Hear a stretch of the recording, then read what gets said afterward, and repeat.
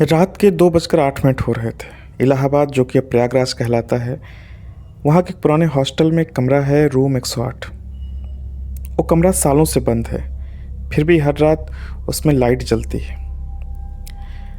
प्रयागराज के एक पुराने इंजीनियरिंग कॉलेज में अमन एडमिशन लेकर आता है। पहली बार घर से थोड़ी दूर, थोड़ा सा डर और थोड़ा सा एक्साइटमेंट। और उसे मिलता है रूम 110 और उसके ठीक बगल में रूम नंबर 108 होता है। जब अमन पहली बार कॉरिडोर में जाता है तो उसकी नज़र रूम 108 पर पड़ती है। दरवाज़ा हल्का सा खुला हुआ है और अंदर अंधेरा था, लेकिन ऐसा लगता है जैसे कोई अंदर खड़ा हो और उसे देख रहा हो। उसका रूममेट रवि तुरंत कहता है, भाई उस कमरे के पास मत जाना। अमन हंसता है, क्यों, भूत है क्या? रवि का चेहरा गंभीर हो जाता है। पिछले साल एक लड़का उसी कमरे में रहता था। एक रात बिना किसी वजह के गायब हो गया। रात हो जाती है, अमन सो रहा होता है।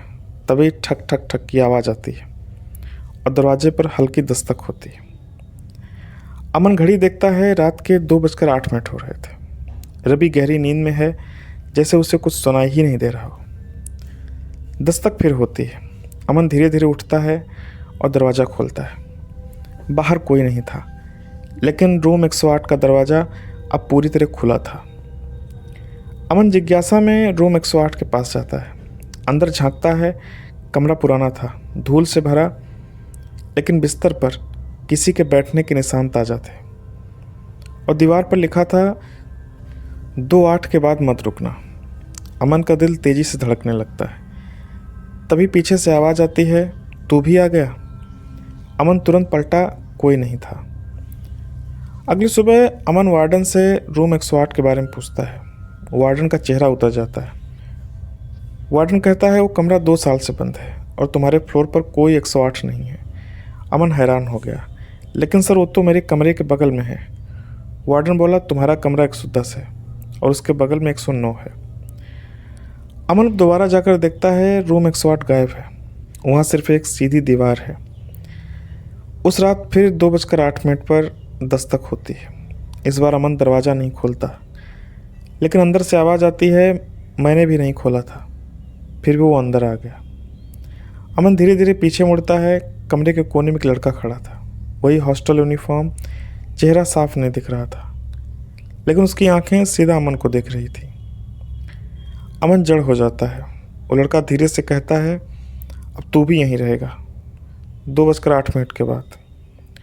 और तभी घड़ी रुक जाती है, लाइट बंद हो जाती है और कॉरिडोर में सिर्फ एक आवाज़ गूंजती है, ठक ठक ठक। अमन ने उस लड़के को साफ देखा था। वो कोई और नहीं था, वो उसी की तरह दिख रहा था। सुबह होते ही अमन उठता है। सब कुछ नॉर्मल लगता है, लेकिन एक चीज़ अजीब थी। उसकी घड़ी अब भी 2:08 पर रुकी हुई थी। रवि कहता है, भाई रात में तू बार बार उठ रहा था, किसी से बात कर रहा था क्या? अमन घबरा जाता है, नहीं तो। रवि, तू बार बार बोल रहा था, मैं नहीं रुकूंगा, मुझे जाने दो। अमन सच्चाई जानने के लिए हॉस्टल के सीसीटीवी रूम में जाता है। गार्ड पहले मना करता है, लेकिन बाद में दिखा देता है। रात 2:08 की फुटेज अमन खुद को देखता है। वो दरवाज़ा खोलता है और बाहर जाता है, लेकिन वो रूम 108 में नहीं जाता है, बल्कि सीधा दीवार के अंदर चला जाता है। अमन के हाथ कांपने लगते हैं। गार्ड एक पुरानी फाइल निकालता है। उसमें उस लड़के की फ़ोटो होती है जो गायब हुआ था। अमन जैसे ही फ़ोटो देखता है, उसका खून जम जाता है, क्योंकि वो चेहरा उसी के जैसा था। नाम लिखा था अमन त्रिपाठी और गायब होने की तारीख थी 2 साल पहले, 2:08 पर। अमन को अब एहसास होता है, ये सब उसके साथ ही क्यों हो रहा है। वो अपने घर फ़ोन करता है, मम्मी क्या हमारा कोई रिश्तेदार यहाँ पढ़ता था? माँ कुछ सेकंड चुप रहती है, फिर धीरे से कहती है, तुम्हारा एक बड़ा भाई था जो 2 साल पहले गायब हो गया था। अमन के हाथ से फ़ोन गिर जाता है। रात फिर आती है, 2:08 बजते हैं। इस बार बिना नॉक के दरवाज़ा खुद खुल जाता है और वही लड़का अब और साफ दिख रहा था। वो धीरे धीरे अमन के पास आता है और कहता है, मैं यहाँ फंसा हुआ हूँ और अब तू मेरी जगह लेगा।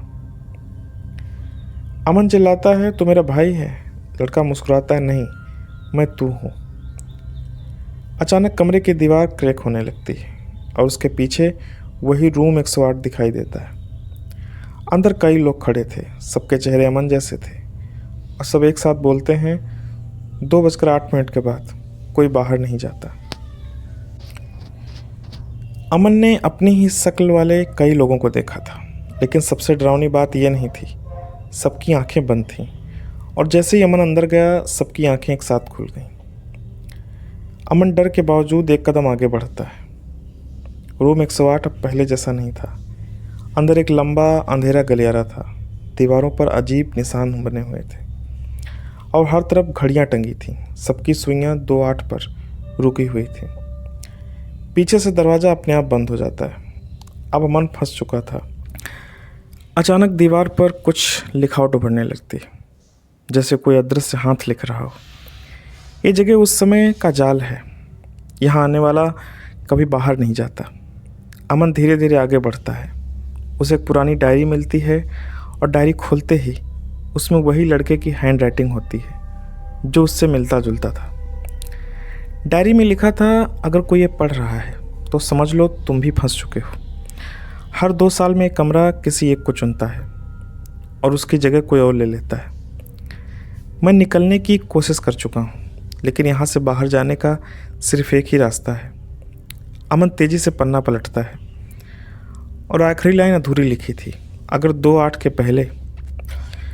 अचानक अमन को एहसास होता है, वो बार बार वही आवाज़ें सुन रहा है, वही कदमों की आहट, वही ठक ठक ठक, जैसे समय यहाँ लूप में चल रहा हो। अचानक सामने खड़ा एक अमन आगे आता है।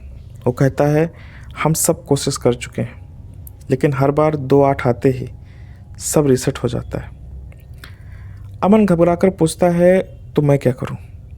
वो अमन धीरे से मुस्कुराता है, या तो तू यहाँ हमेशा के लिए फंस जा या किसी और को अपनी जगह भेज दे। अमन चौंक जाता है, मतलब किसी और को यहाँ फंसाना होगा। बाकी सारे अमन एक साथ बोलते हैं, तभी हम में से कोई एक आज़ाद हो सकता है। अब अमन के पास 2 रास्ते थे, खुद हमेशा के लिए फंस जाना या किसी और को यहाँ खींच लाना। तभी उसे याद आता है, रवि अकेला कमरे में है। अचानक दीवार में एक दरार खुलती है और उसके अंदर से हॉस्टल का कॉरिडोर दिखता है। रवि अपने कमरे में सो रहा है और पीछे से एक आवाज़ आती है, बस उसे यहाँ बुला ले और तू आज़ाद हो जाएगा। अमन धीरे धीरे आगे बढ़ता है, उसका हाथ दरवाजे की तरफ बढ़ता है और तभी उसकी घड़ी अपने आप चलने लगती है। 2:07 होते हैं, फिर 2:08 होने में सिर्फ 10 सेकंड बचे थे। घड़ी चल रही थी 2:07, फिर 2:30। अमन के पास सिर्फ कुछ सेकंड थे। एक फैसला जो उसकी किस्मत ही नहीं, किसी और की ज़िंदगी भी तय करने वाला था। दीवार में खुला हुआ रास्ता अब साफ दिख रहा था। दूसरी तरफ रवि सो रहा था, बिल्कुल अनजान। पीछे खड़े सारे अमन एक साथ फुसफुसाते हैं, बस उसे आवाज़ दे, वो खुद चला आएगा। अमन के हाथ कांप रहे थे। अमन खुद से बात करता है, अगर मैंने रवि को बुलाया तो मैं बच जाऊंगा, लेकिन वो हमेशा के लिए फंस जाएगा। उसकी सांसें तेज हो जाती हैं।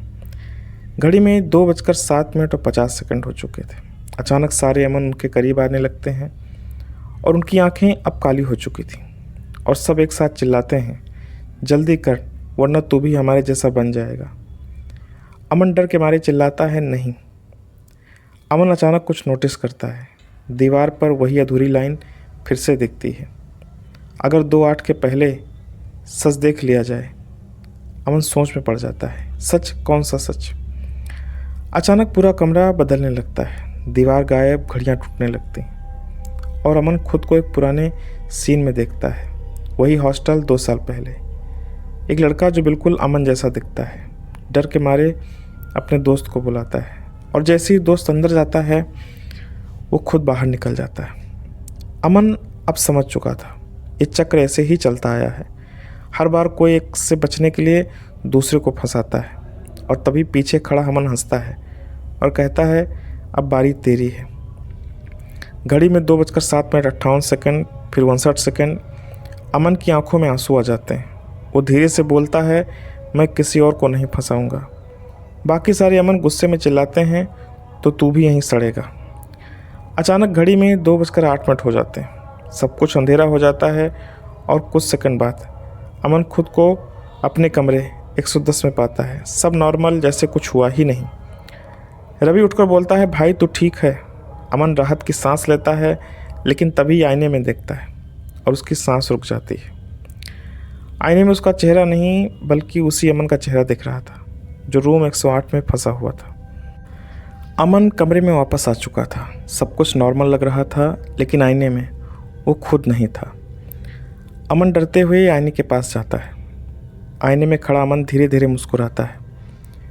जब असली अमन बिल्कुल स्थिर खड़ा था और फिर आने वाला अमन बोलता है, तू सोच रहा है तू बच गया।